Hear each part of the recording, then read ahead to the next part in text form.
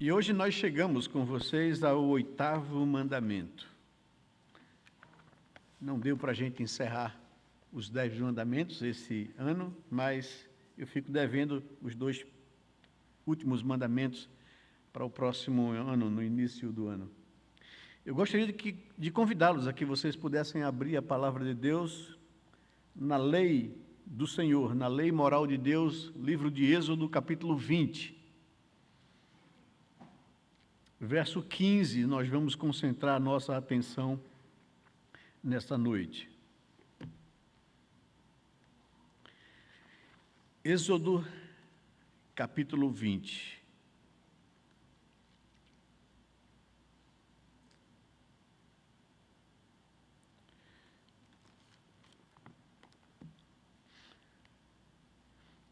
Vamos ler do verso 1 ao verso 17, para a gente relembrar, memorizar a lei moral de Deus. Então Deus falou todas estas palavras: Eu sou o Senhor, seu Deus, que eu tirei da terra do Egito, da casa da servidão. Não tenha outros deuses diante de mim. Não faça para você imagem de escultura, nem semelhança alguma do que há em cima no céu, nem embaixo na terra, nem nas águas debaixo da terra.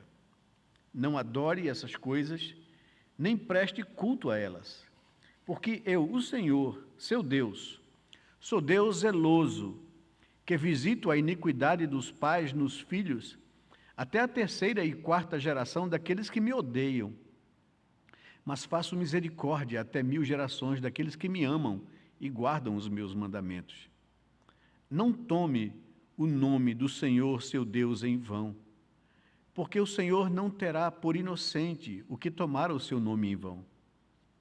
Lembre-se do dia de sábado para o santificar. 6 dias você trabalhará e fará toda a sua obra, mas o 7º dia é o sábado dedicado ao Senhor, seu Deus.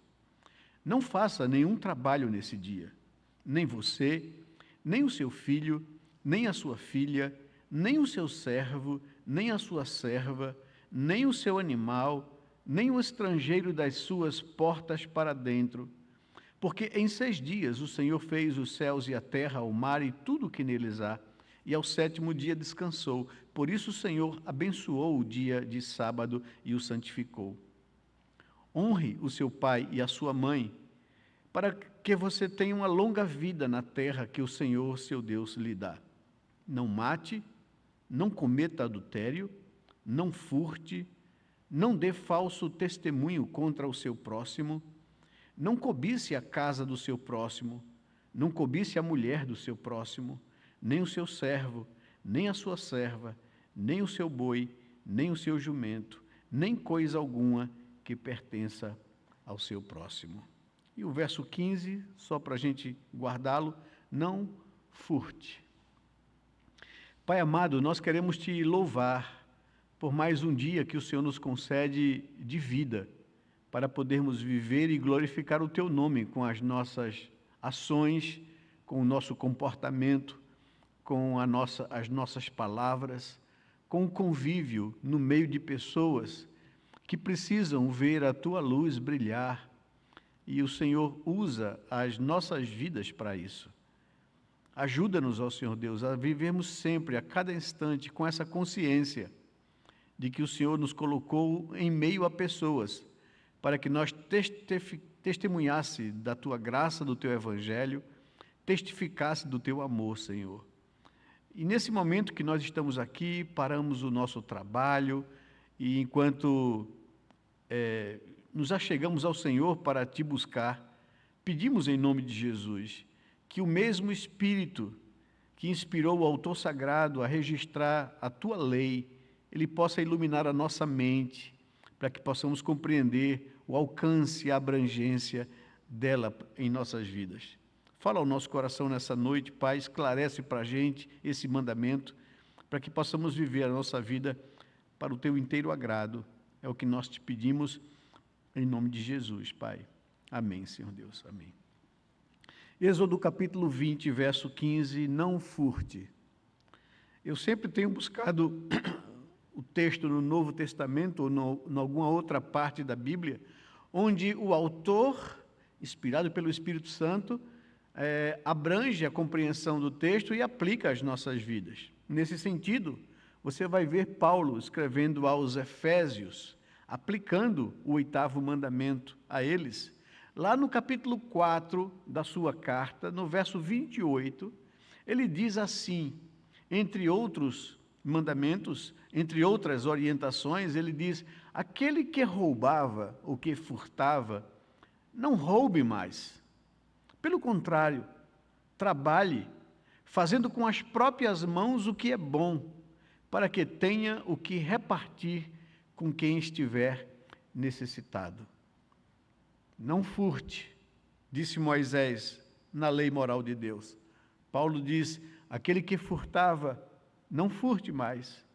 Pelo contrário, trabalhe dignamente, fazendo com as próprias mãos o que é bom, para que tenha com que repartir para quem estiver necessitado.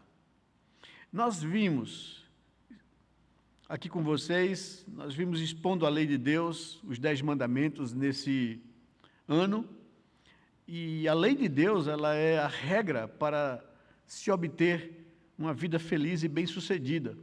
É isso que diz o salmista no Salmo 1, que bem-aventurado ou feliz aquele que não anda no conselho dos ímpios, aquele que não se detém no caminho dos pecadores, aquele que não se assenta à roda dos escarnecedores, antes o seu prazer está na lei do Senhor, e na sua lei medita de dia e de noite. Ele será como uma árvore plantada junto a ribeiros de água, que no devido tempo dá o seu fruto, e tudo que ele faz será bem sucedido. É isso que nos diz o salmista, e a lei de Deus concede então felicidade e sucesso na vida daqueles que a observam. Deus nos deu a sua lei porque Ele nos ama e não quer que a gente estrague a nossa vida.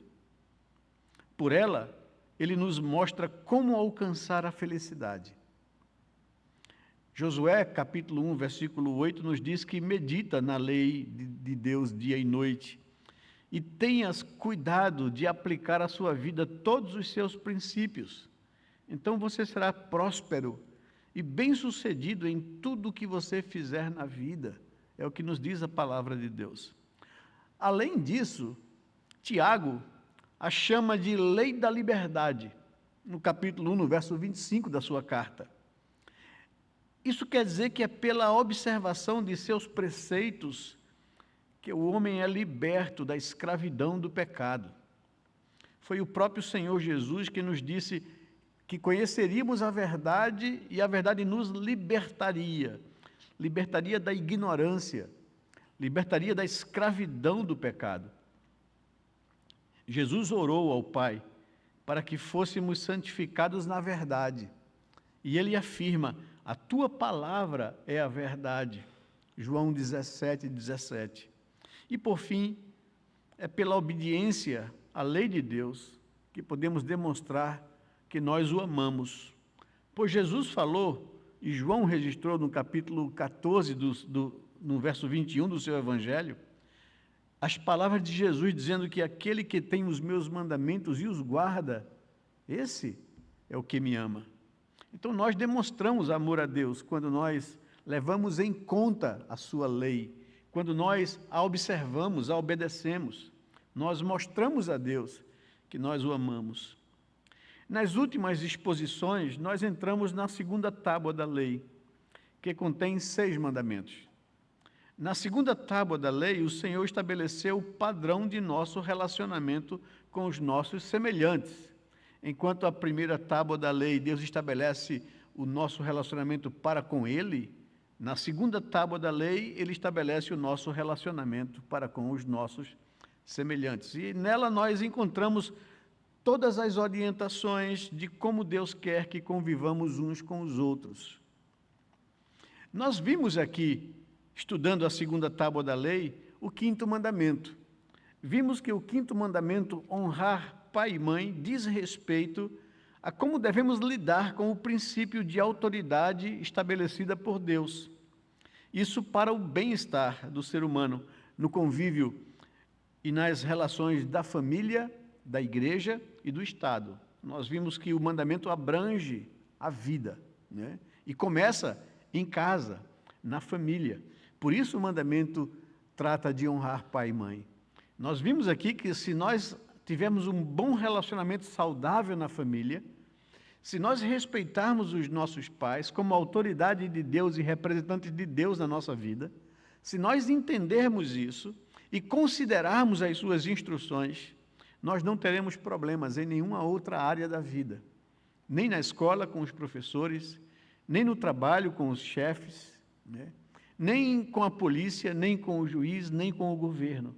Nós viveremos bem porque aprendemos a lidar com o princípio de autoridade. E é isso que o quinto mandamento abrange, aborda e nos instrui. O sexto mandamento, nós vimos aqui, não cometa assassinato, que trata do valor da vida humana, criada à imagem de Deus. Esse mandamento tem por objetivo proteger e preservar a vida humana. Ele nos ensina a respeitar a vida do nosso semelhante, visto que ele carrega em si a própria imagem de Deus. E é disso que trata, então, o sexto mandamento.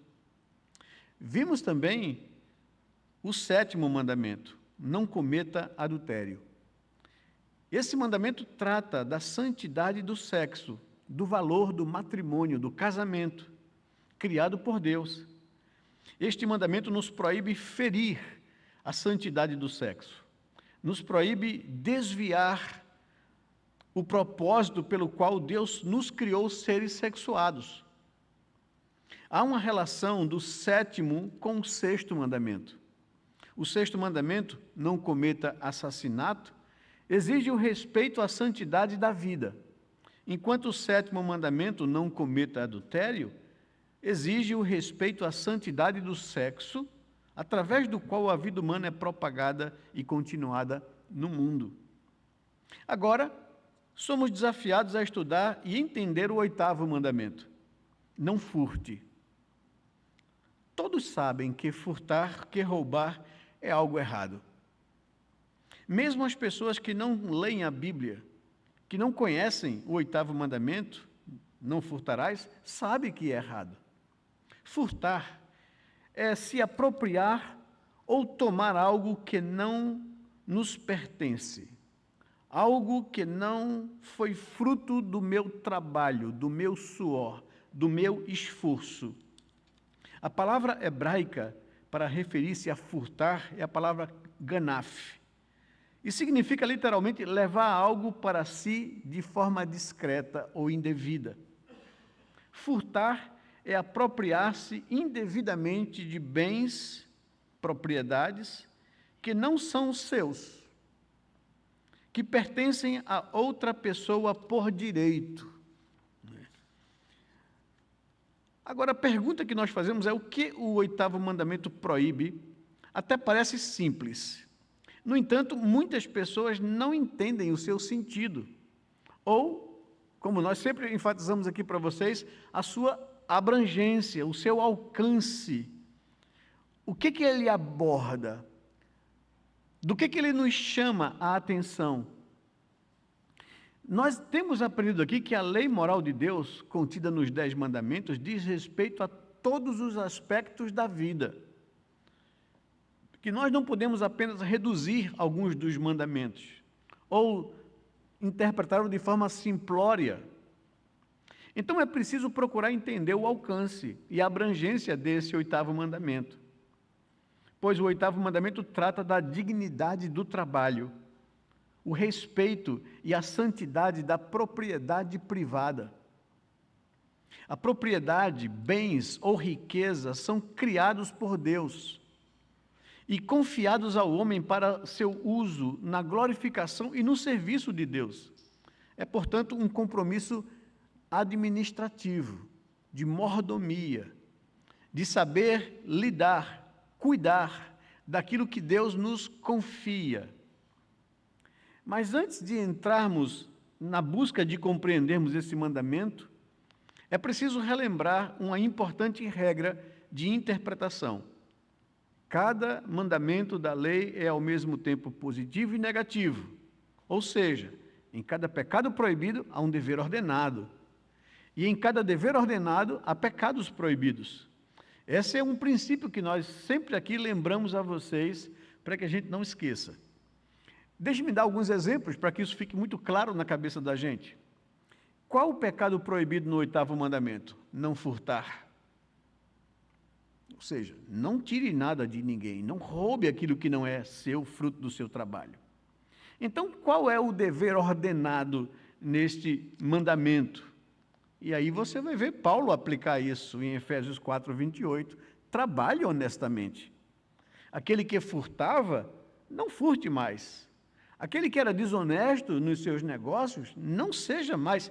Trabalhe honestamente. Trabalhe dignamente para que você obtenha os recursos necessários para você sobreviver de forma digna. Então, é o lado proibitivo, negativo do mandamento, não furte. E em todo pecado proibido há um dever ordenado. Trabalhe honestamente. Outro exemplo que nós encontramos na lei é um mandamento que agora ele é apresentado de forma positiva, né? O 5º mandamento: honre seu pai e sua mãe. Qual é o pecado contido nesse 5º mandamento? É não maldizer os pais, não desobedecê-los ou desrespeitá-los, ou ainda deixar de tratá-los com a dignidade devida. Então, a ordem é honre. O que é que está proibido nessa ordem? O desrespeito, a desonra, a desobediência, o maldizer. Né? Então, cada mandamento tem deveres ordenados e pecados proibidos. E em cada pecado proibido há deveres ordenados. Vejamos então o que o 8º mandamento nos ensina aqui. E eu então gostaria de trazer esse tema para vocês: a dignidade do trabalho e o respeito à propriedade, resultado do esforço humano. Vamos ver primeiro o lado proibitivo do 8º mandamento. O que isso significa? Como o restante da lei de Deus, o 8º mandamento tem profundo significado espiritual. Sempre que nos apropriamos de algo que não nos pertence, seja lá como o fazemos, pecamos contra Deus e contra o próximo. Quebramos a nossa relação com Deus e quebramos a nossa relação com o nosso semelhante. Roubar é obter algo sem o devido esforço e é pecado contra Deus, pelo menos de duas maneiras. Antes de ser pecado contra alguém, é pecado contra Deus. E deixe-me mostrar isso para você aqui. Todo roubo é uma falta de confiança na provisão de Deus. A pessoa furta ou rouba, e ele está dizendo com isso que não confia que Deus é suficiente para prover aquilo que lhe é necessário para viver dignamente. Sempre que nos apropriamos de algo que não nos pertence, negamos que Deus tem capacidade de providenciar tudo o que precisamos. Portanto, guardar o 8º mandamento é um exercício prático de nossa fé e confiança na providência de Deus. Quando não se confia na providência de Deus, então você age se apropriando de algo que não lhe pertence. Outra maneira que se aplica a Deus e que é pecado contra Deus é que todo roubo é também um ataque à providência de Deus para a outra pessoa. Esta é a segunda maneira em que roubar é um pecado contra Deus. Rouba o que ele providenciou para outro. Aqui é importante compreender que o 8º mandamento pressupõe o direito de posse e de propriedade, de bens, terras, coisas e etc. Quando a lei diz não furtarás, isso indica que o ser humano tem o direito de possuir bens, como fruto de seu esforço e trabalho digno. Caso contrário, o conceito de roubo não faria nenhum sentido. Não temos o direito de tomar para nós o que Deus deu a outros. É isso que implica o mandamento. E quando eu quebro, eu peco em primeiro lugar contra Deus, contra a sua providência para comigo, não confiando que Deus é suficiente para me dar o necessário para que eu viva dignamente, e pecando contra Deus, dizendo que a providência de Deus para o outro não é direito, ou não é justo. Não é? E aí nós vamos compreender muitas coisas dos nossos dias também, daquilo que é ensinado muitas vezes. Esse é o lado proibitivo do mandamento, não é? Que implica também em pecar primeiramente contra Deus quando eu não confio na sua providência, ou quando eu não acho justo o que Ele deu ao outro e não deu a mim. Mas o lado positivo do dever ordenado no 8º mandamento, isso nos leva para o lado positivo. O mandamento me conduz ao dever ordenado. O apóstolo Paulo, interpretando esse mandamento, orientou os cristãos em Éfeso que aquele que antes roubava, não roube mais. Ao contrário, trabalhe honestamente, fazendo com as próprias mãos o que é bom, para que tenha com que acudir a quem tem necessidade. Efésios 4, 28. As mesmas mãos, vejam o raciocínio de Paulo, as mesmas mãos que antes eram usadas para apropriar-se daquilo que não lhe era devido, agora deveriam trabalhar honestamente para obter o que era necessário para sobreviver. Se antes a minha mão era usada para tirar alguma coisa de alguém, agora a minha mão vai trabalhar para que alcance bens, para que eu consiga viver dignamente e mais, para que eu possa socorrer quem está em necessidade, para que o outro não sofra a tentação de se apropriar de coisas alheias. Né? Interessante isso aqui colocado. Mas, em terceiro lugar, o mandamento trata de mordomia, ou de administração dos bens. Esse mandamento não diz respeito apenas ao roubo, mas também à mordomia. O que é um mordomo? O mordomo é alguém que administra, né, a despensa de um senhor. A ideia é essa. O mordomo é alguém que cuida da propriedade de outra pessoa. Ele não tem liberdade de usá-la conforme lhe apraz, mas apenas de administrá-la de acordo com as intenções de seu senhor. Essa é a nossa exata situação. Tudo o que possuímos é propriedade de Deus. E Ele nos confiou o cuidado desses bens, que são seus. Deus concede a cada um conforme lhe apraz. Né? A uns Ele dá capacidade para isso, a outros dá para isso, a outros dá para isso. E é Deus que nos dá habilidades, talentos, capacidades, força, saúde, para que a gente possa trabalhar dignamente e obter aquilo que Ele nos concede. Deus, diz a Bíblia, Ele é o dono de toda a riqueza. Nós cantamos isso aqui no primeiro cântico, né? Ele é quem é o proprietário e o dono, é dele que vem a riqueza, é dele quem vem o poder, dele vem todas as coisas. Nós cantamos isso aqui para o Senhor. Essa é a nossa exata situação. Todos nós somos mordomos de Deus. Tudo que temos, tudo que somos, vem de Deus, pertence a Deus, e Ele nos pedirá conta de como nós fizemos com aquilo que Ele nos deu e aquilo que nós somos. Por isso, nós chamamos disso de mordomia. O mandamento tem a ver com isso. O 8º mandamento trata não só de desonestidade, não só de roubo, mas da administração daquilo que Deus me confiou, daquilo que Deus confiou ao outro. Essa é a nossa condição. Tudo que possuímos é propriedade de Deus. E aí você vai para Gênesis, capítulo 2, que é a base de toda a compreensão. Deus colocou o homem, após criá-lo, no jardim para cultivar e o guardar. Então, o que Deus está colocando nas mãos de Adão é a mordomia e a administração da criação. ele entrega nas mãos de Adão, para que Adão seja um mordomo, um administrador, para que ele expresse a imagem de Deus no ser humano criado à sua semelhança. Deus lhe confia a criação, para que ele cultive e para que ele guarde, preserve a criação.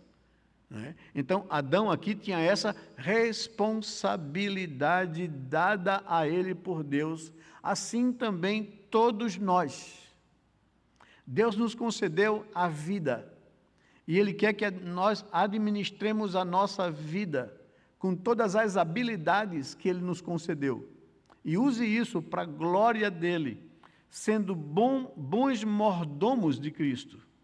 E veja, o texto continua de Gênesis capítulo 2. Eu li o verso 15. Deus o colocou no jardim para cultivar e guardar. E o verso 16, e lhe deu esta ordem: de todas as árvores do jardim você poderá comer livremente. Ou seja, usufrua da criação. Eu estou lhe confiando a criação, estou lhe confiando habilidades, coloquei em você a minha imagem, a capacidade de você gerenciar, administrar, tomar decisões, cultivando e preservando toda a criação. Usufrua da criação. Não é? É isso que Deus diz aqui ao homem, e é exatamente isso que Deus nos diz. Ele nos dá capacidade, Ele nos dá habilidade, Ele nos dá saúde, Ele nos dá oportunidade, Ele nos dá talentos para que a gente desenvolva uma profissão, uma área de trabalho, para que a gente tenha um sustento digno e usufrua do nosso trabalho, obtendo bens, riquezas. Isso vem de Deus. O trabalho é algo digno pelo qual o homem conquista coisas e com isso ele glorifica a Deus com as habilidades que Deus lhe concedeu. Somos chamados para ser bons mordomos no mundo de Deus. Boa mordomia significa cuidar daquilo que nós recebemos dele, não deixando que as coisas caiam em mau estado de conservação. Significa não ser esbanjador. Sempre que esbanjamos dinheiro que poderia ser mais bem aproveitado em outra coisa, somos culpados de certo tipo de roubo, de má administração daquilo que Deus nos confiou. Outro aspecto da boa mordomia é compartilhar o que Deus nos concedeu com pessoas necessitadas. E veja, é isso que Paulo está dizendo em Efésios 4, 28. Aqueles que furtavam, não furtem mais. Antes, ou pelo contrário, trabalhem. Trabalhem e com as próprias mãos obtenham riquezas, obtenham recursos para o seu proveito e para assistir aqueles que têm necessidade. Então, é uma outra maneira do aspecto de mordomia. Deus nos dá condições, não para que a gente tenha uma atitude egoísta para nós mesmos, que a gente possa usufruir do fruto do nosso esforço e do nosso trabalho, mas para que a gente possa repartir e compartilhar com quem tem necessidade. Quando a Bíblia fala sobre possessões de bens e riquezas, e de direito de propriedade, não está falando de ser dono de algo para que usemos segundo nossos próprios propósitos e prazeres, mas receber as bênçãos de Deus para que as usemos para a sua glória. Né? A gente usufrui, mas a gente usufrui para a glória de Deus e não para a nossa própria glória. Portanto, ao mesmo tempo em que somos proibidos de nos apossarmos de coisas que não nos pertencem, somos orientados a usar o que temos de modo que sejam agradáveis ao nosso Deus. Mas além da mordomia ou da administração dos bens, em quarto lugar, eu queria trazer 3 atitudes tomadas em relação a posses, que campeiam no conceito, no consciente das pessoas. Nós vemos muito isso nos nossos dias. Uma dessas 3 atitudes tomadas em relação a posses. Uns pensam, ou propagam como ideologia: o que é seu é meu, vou tomar para mim. Essa é a atitude de mentalidade do ladrão. O que você tem é direito meu ter. Né? E nós vemos isso sendo propagado como um padrão ideológico nos nossos dias. Né? Quando se instiga a pessoa que menos tem como uma pessoa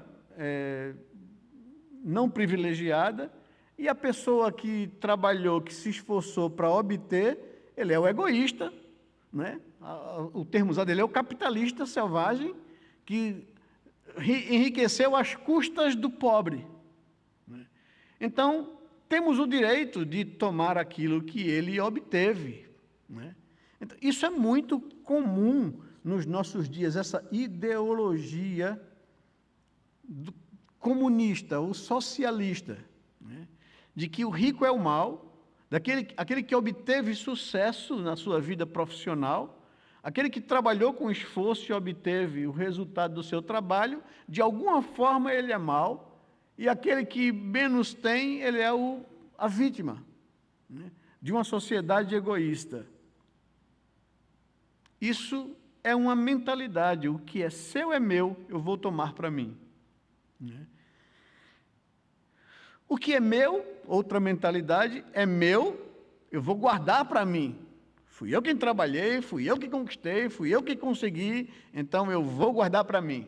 Isso talvez seja o extremo, ou a maneira capitalista selvagem, né? Do materialismo egoísta, de que eu obtive riqueza, isso aqui é meu de direito. Não é? Então tem essa mentalidade também, ela é tão distorcida quanto a outra, de que o que o outro tem é meu e é meu de direito, eu vou tomar dele. Né? E o extremo é essa atitude egoísta, de que o que é meu foi conquistado pelo meu esforço, é meu e não vou dividir ou repartir com ninguém, vou guardar para mim. Isso também não é o que Deus orienta em sua palavra, ou o que Deus espera dos cristãos. A mentalidade cristã pensa dessa forma aqui: o que é meu é de Deus, por isso eu vou compartilhar. Essa é a atitude espiritual esperada do cristão. Tudo que eu tenho é de Deus. Foi Ele que, em sua misericórdia, me concedeu. E por isso, Ele me deu para que eu possa compartilhar com quem não tem.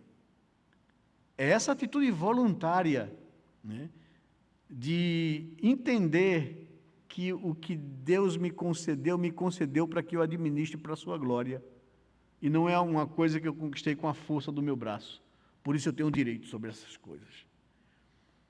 Somos chamados à generosidade, desfrutar das coisas boas que Deus nos concedeu em sua misericórdia, como resultado do nosso trabalho digno, porque Ele nos deu oportunidade, saúde, capacidade, criatividade, força.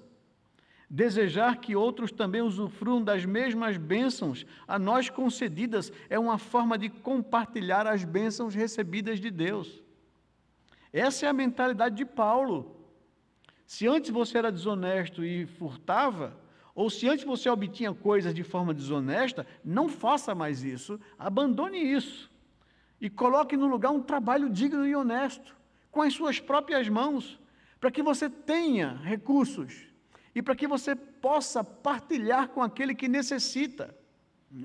É bênção para você, o trabalho é digno, o trabalho dignifica o homem, isso é digno para você. Eu lembro de uma canção de um poeta brasileiro, compositor, filho do velho Gonzaga, do Luiz Gonzaga, o Gonzaguinha, na música Guerreiro Menino, ele diz assim: um homem se humilha, se castram seus sonhos. Seu sonho é sua vida, e a vida é trabalho. E sem o seu trabalho, um homem não tem honra. E sem a sua honra, se morre, se mata. Essa é uma verdade absoluta que a palavra de Deus traz na boca de um homem, na sua graça comum em geral. O trabalho foi criado por Deus. O trabalho dignifica o homem. Tire o homem do trabalho e você o castra, e você o mata, e você o diminui, e você rouba-lhe a dignidade.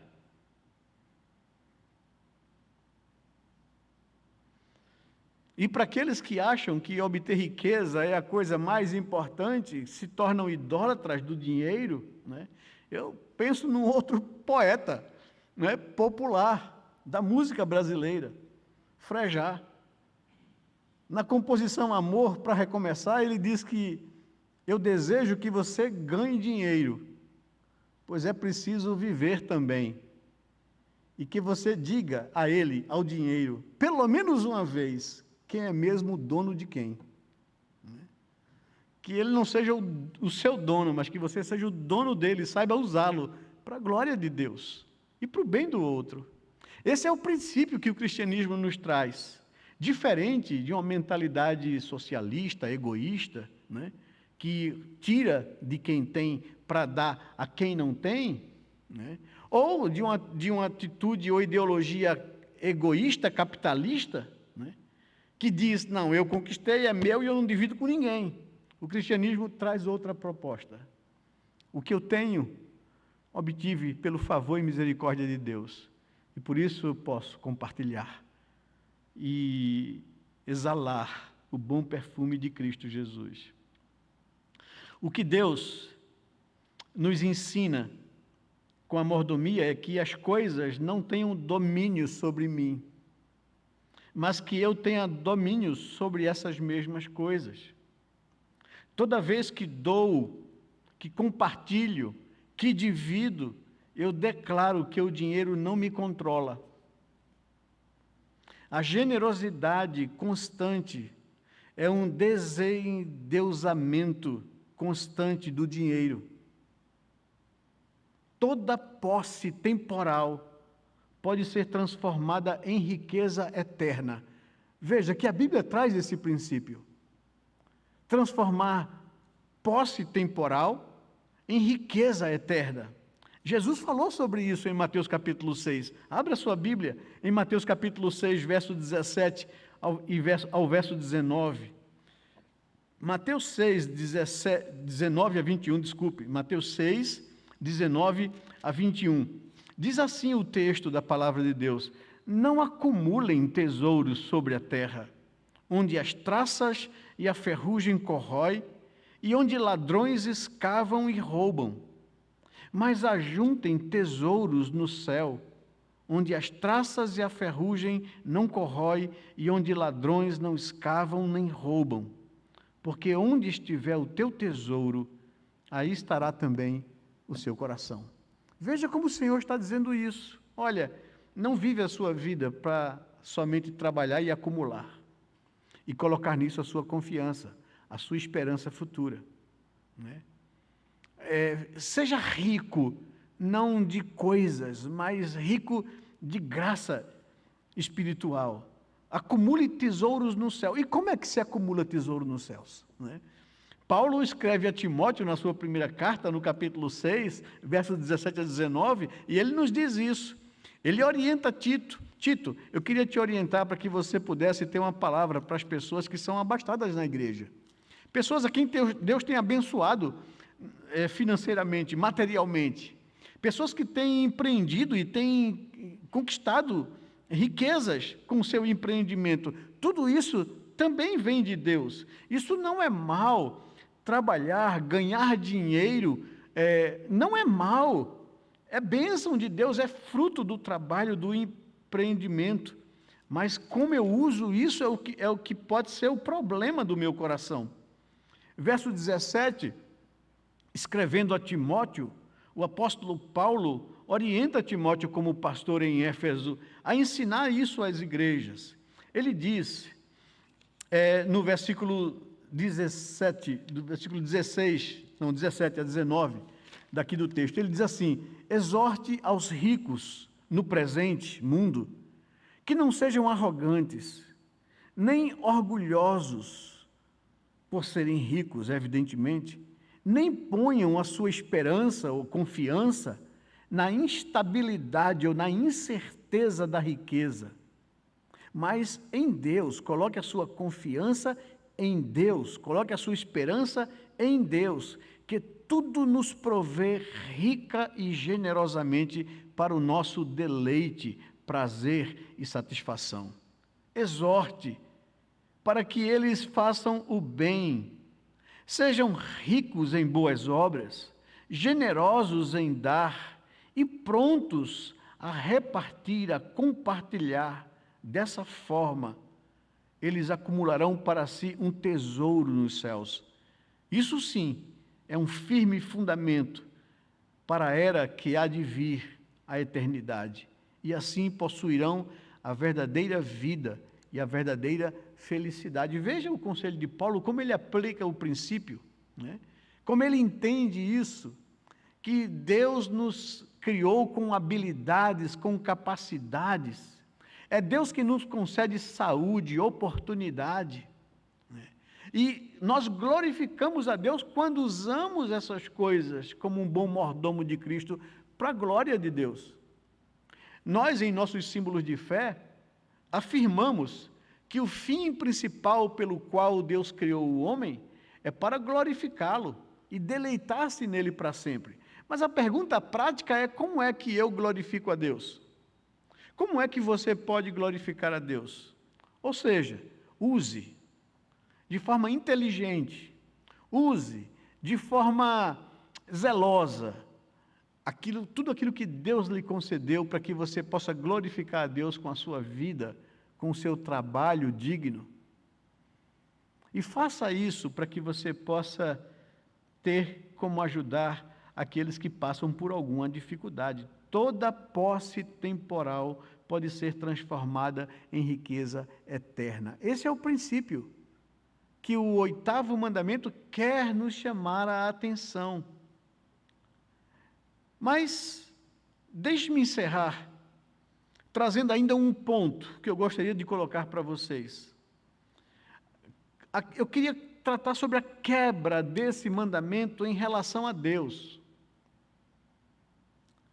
Por exemplo, profeta Malaquias, Deus faz uma acusação e uma queixa a seu povo. Deus colocou o povo no cativeiro para ensinar a esse povo a confiar em Deus e a ser fiel a Deus e a não se prostituir com outros deuses e ídolos. Deus trouxe esse povo de volta para a sua terra.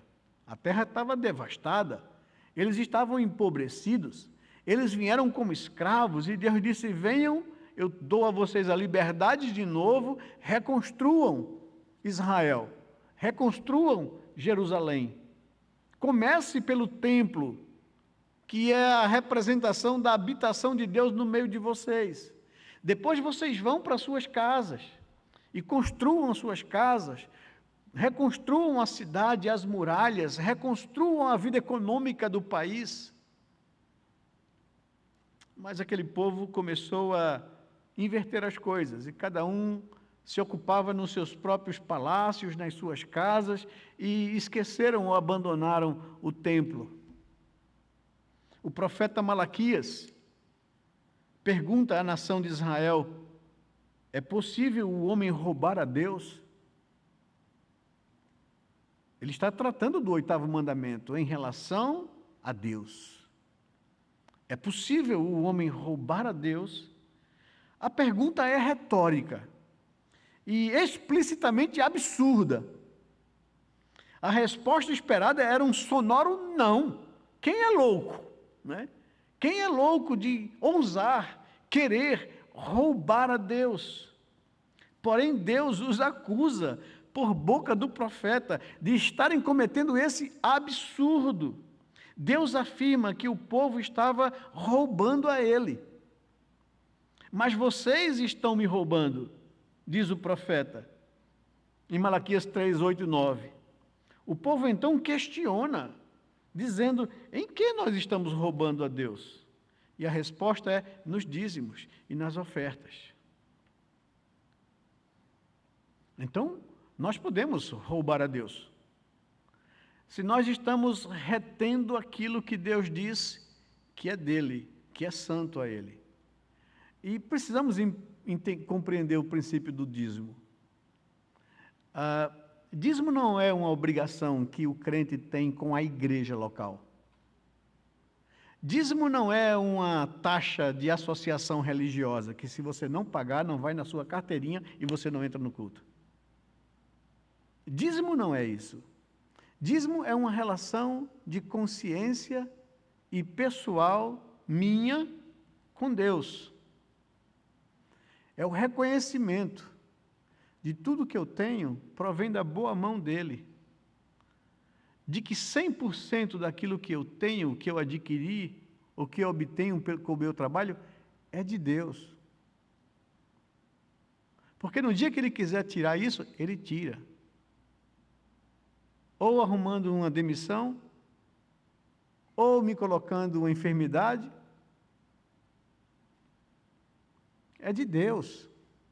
E Deus me diz o seguinte, olha, como prova de que você tem consciência que tudo que você tem é meu, por direito de criação e por direito de capacitação, você precisa separar a melhor parte disso, as primícias, a 10ª parte disso, e devolver a mim como evidência, como prova de que você tem consciência de que tudo que você tem é meu e que eu lhe dou para administrar 90%, mas 10% disso você tem que devolver a mim como prova de reconhecimento, de gratidão e de confiança.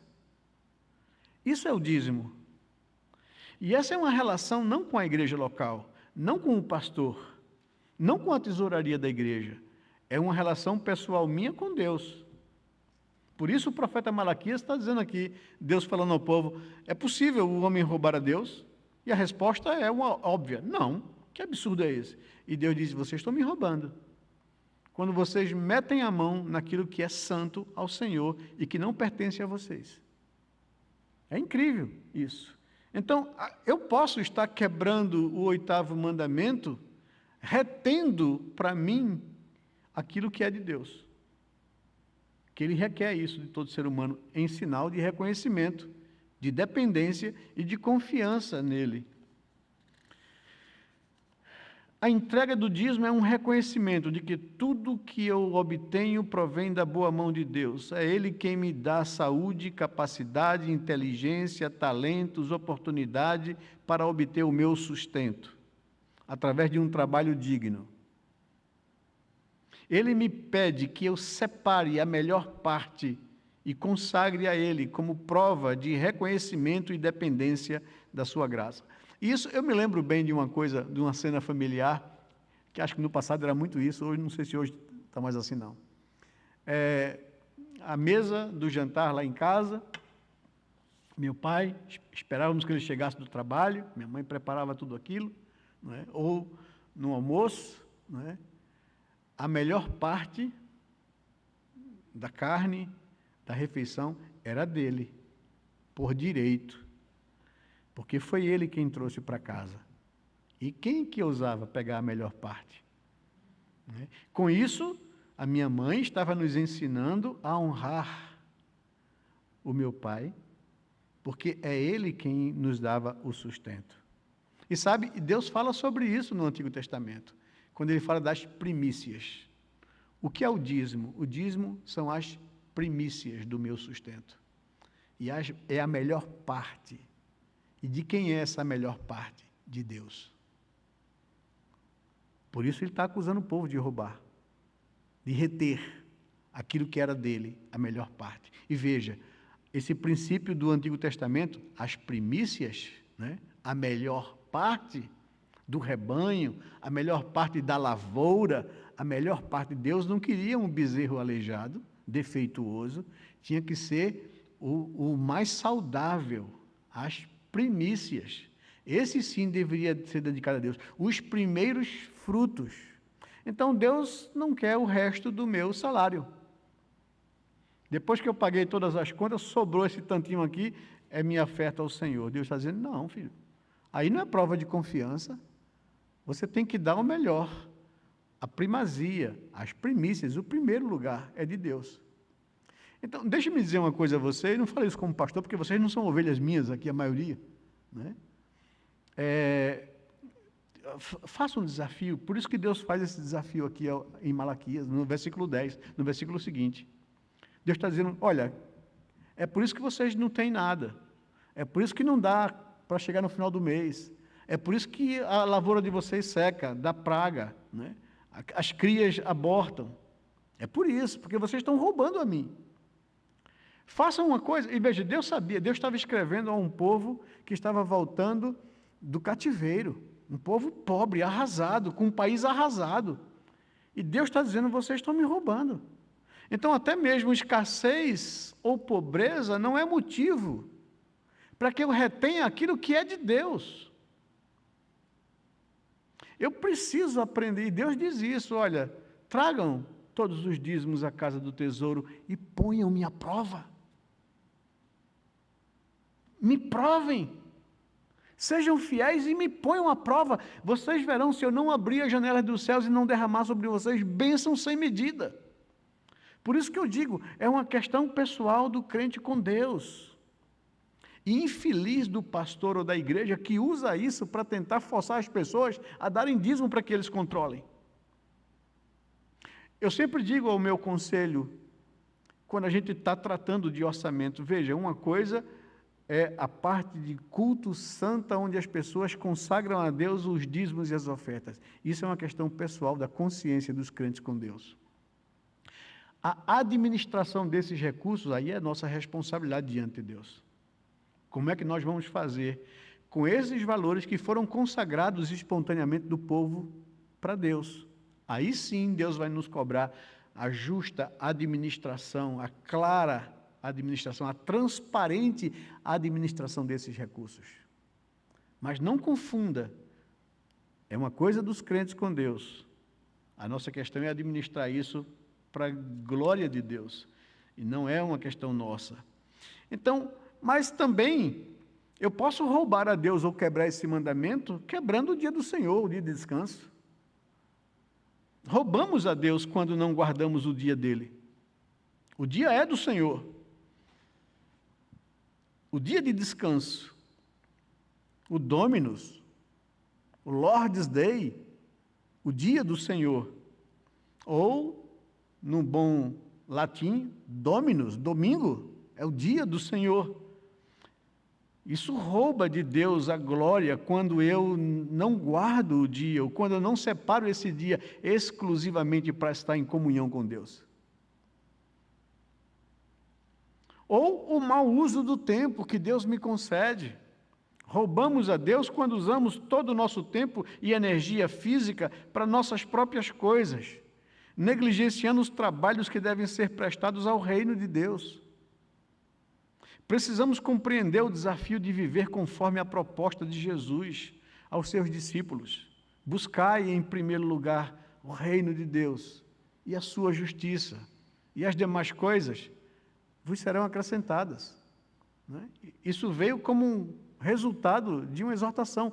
Não vivam a vida preocupados com o que vocês haverão de comer, beber ou vestir. Os gentios que não confiam em Deus é quem se preocupam com essas coisas.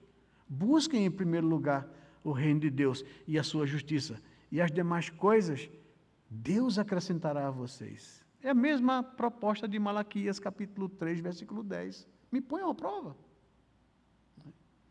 Coloquem a sua prioridade nas coisas de Deus e que Deus priorize as suas necessidades. Agora, inverta isso para ver o que é que você consegue fazer. Nada.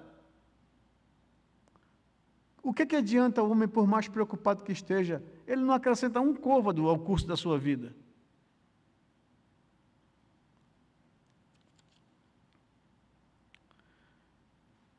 Chegamos aqui a algumas conclusões e aplicações práticas. Reflitam comigo de tudo isso que nós vimos aqui.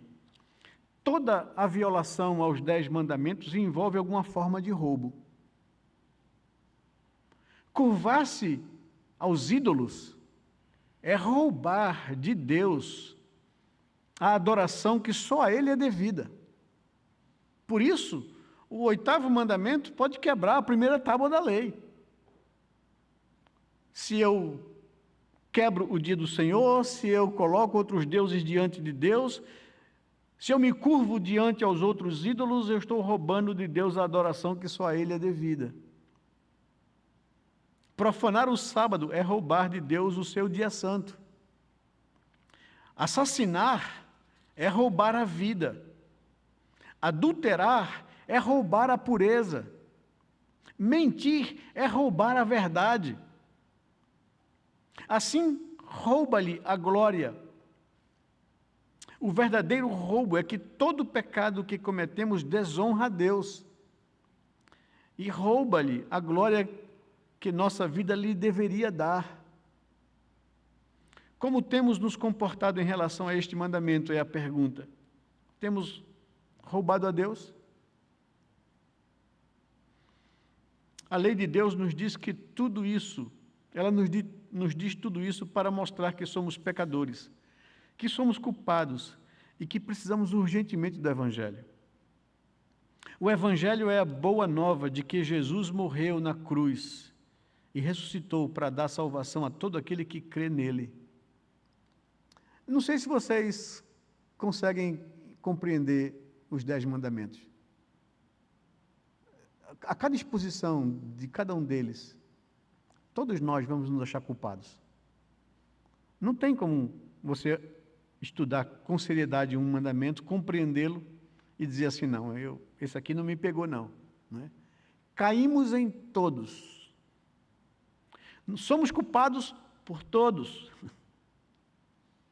Somos indesculpáveis diante de Deus. Por isso a Bíblia nos diz que a lei serve como um tutor que nos leva a Cristo, que nos leva à cruz, para que a gente possa entender a necessidade que temos de salvação em Cristo.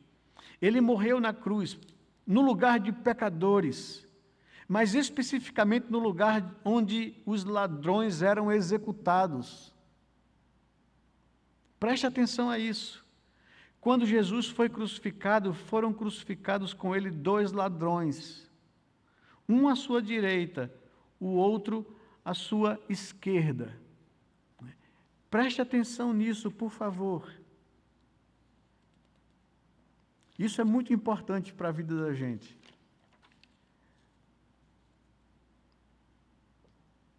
Jesus foi crucificado entre 2 ladrões.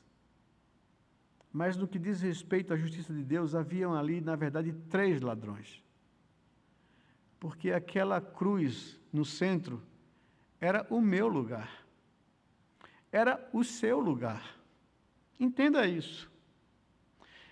Só que houve uma substituição. Jesus morreu no lugar de um ladrão. De fato, havia ali no Calvário 3 ladrões sendo punidos. Um à direita, um à esquerda, e um justo que tomou o lugar desse ladrão aqui. Era o meu lugar, era o seu lugar, e ele tomou o nosso lugar naquela cruz. Há grande conforto para todos os que já quebraram o 8º mandamento. Quando Cristo morreu na cruz, ele morreu pelos ladrões, para que todo ladrão que nele cresce fosse salvo. Um dos ladrões que estavam com Jesus disse a ele: Senhor, lembra-te de mim quando entrares no teu reino. Jesus lhe deu a resposta que também dá a todo criminoso ladrão que se volta para ele arrependido em fé. Te digo que hoje mesmo estarás comigo no paraíso. Será que podemos afirmar que na quebra desse mandamento eu não me incluo? Será que há alguém inocente entre nós aqui? Da quebra desse 8º mandamento? Ó, meus amados, que o Senhor tenha misericórdia de nós, que Ele nos dê a graça que deu àquele ladrão na cruz. Que possamos dizer ao Senhor nesse momento: Senhor, tenha misericórdia de mim, lembra-te de mim, Senhor. E certamente ouviremos dele: estarás comigo no paraíso.